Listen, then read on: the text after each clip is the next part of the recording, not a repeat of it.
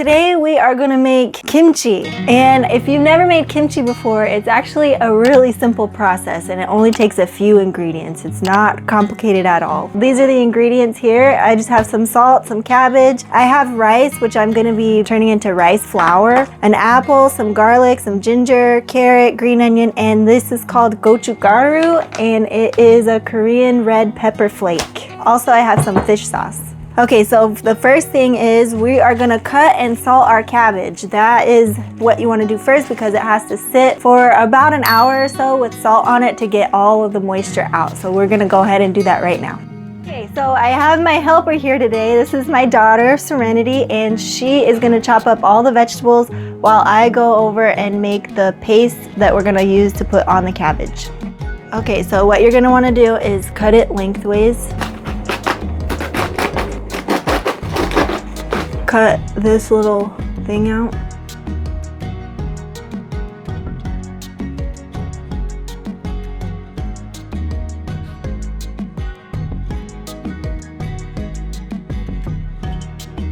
So the cabbage is chopped up nice and evenly. They're about 1 inch size pieces, which is good for bite-sized kimchi. And thank you for helping. And now I'm just gonna liberally salt this cabbage.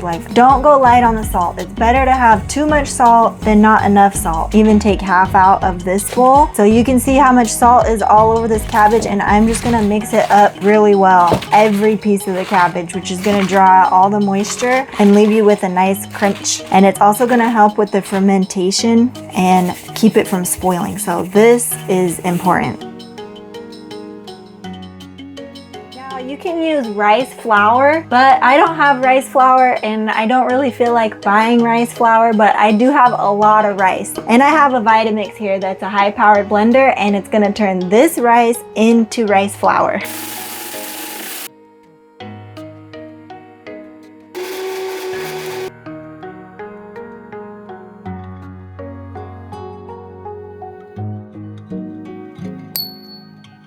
And we have rice flour. Just put the rice flour that you blended up into a pot and then pour some water into it. You're gonna just stir it on medium to high heat until it starts to thicken.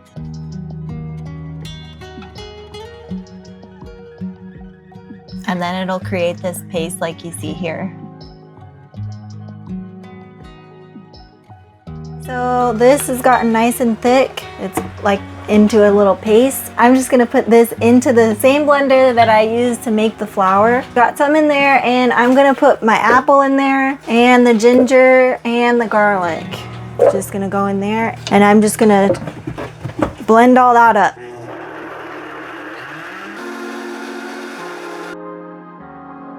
I'm gonna put this into a bowl, and if you don't have a blender, you can also use a food processor. And this is the Gochugaru pepper flakes, so I'm gonna put all those in, and also the green onion and the carrots.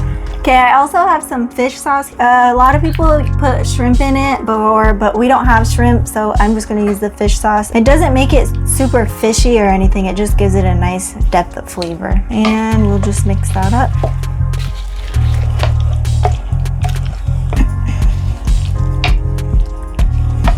All that water came out of the cabbage from the salt. So you're gonna rinse that off at least 2 or 3, even 4 times. You wanna make sure it's really rinsed so you don't have any excess salt. I recommend definitely using gloves for this because if you don't, it will stain your hands and all your fingernails and everything. And add a little bit of cabbage at a time.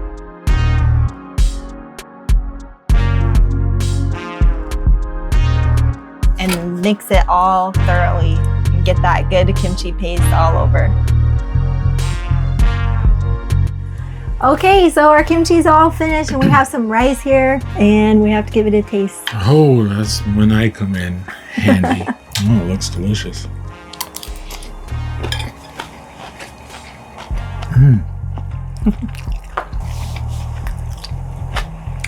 Rice goes perfect with kimchi. Man, that's just delicious. Very spicy. It's coming in a little bit after. It's very crunchy, and that salt is perfect addition to that a spoonful of rice. And you know, if you don't know, kimchi goes with almost everything. If you have rice, you can have kimchi. So we'll show you another way we can serve this kimchi a little bit later. So I wanted to give you guys an update on the kimchi. It's been about a month since I've made it, and it's just been chilling in the fridge the whole time. And you guys can see that it's all nicely fermented and it's got a little sour taste to it. And you know what? We still eat this anytime we have rice, really. So it's got sourness and spice and still saltiness. One thing to mention is that when you first make it when it's fresh, it's gonna be a little bit saltier than after it ferments. Once it ferments, the sourness kind of takes over. You still have the salt, but less than when it's fresh. At this stage, this kimchi goes really well to make kimchi jjigae, kimchi stew, even Korean pancakes, and there's lots of good things that you can do with this kimchi when it's sour like this. Get all the benefits of all the probiotics that have developed. So this is like full of health benefits and it's really good for you and it's delicious. And hopefully you guys give it a try.